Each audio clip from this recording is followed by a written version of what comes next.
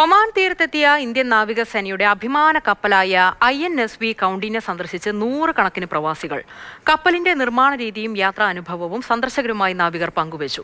ഗുജറാത്തിലെ പോർബന്ദർ തീരത്ത് നിന്നുമാണ് പായ്ക്കപ്പൽ മസ്കറ്റിലെത്തിയത്.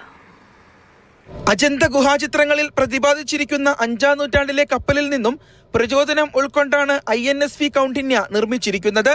ആധുനിക ലോഹബന്ധനങ്ങളോ ആണികളോ ഉപയോഗിക്കാതെ പുരാതന ഇന്ത്യൻ കപ്പൽ നിർമ്മാണ സാങ്കേതിക വിദ്യയാണ് ഇതിൽ പ്രയോഗിച്ചിരിക്കുന്നത്. പൗരാണിക രീതികൾ നിർമ്മിച്ച പായ്ക്കപ്പലിൽ സഞ്ചരിച്ച നാവികരുടെ അനുഭവം സന്ദർശകരെ അത്ഭുതപ്പെടുത്തി. ഇത് കൈകളാൽ മാത്രം ഉണ്ടാക്കിയതാ, യന്ത്രങ്ങളൊന്നും ഉപയോഗിച്ചിട്ടില്ല.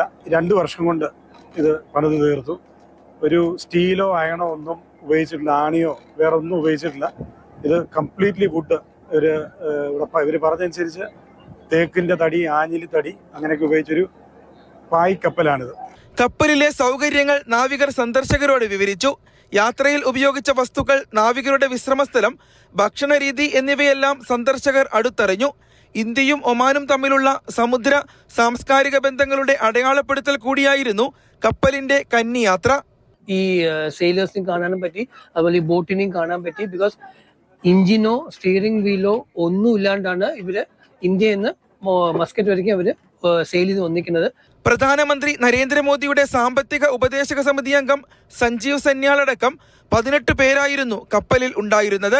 കണ്ണൂർ തലശ്ശേരി സ്വദേശി നിഖിൽ സുരേഷ്, മലപ്പുറം നിലമ്പൂർ സ്വദേശി നാസിഫ് മോൻ എന്നിവരായിരുന്നു സംഘത്തിലെ മലയാളികൾ. ചേർത്തല സ്വദേശി ക്യാപ്റ്റൻ പ്രശാന്ത് സി മേനോനായിരുന്നു പദ്ധതിയുടെ officer in charge. Faisal Muhammad, Mathrubhumi news, Muscat.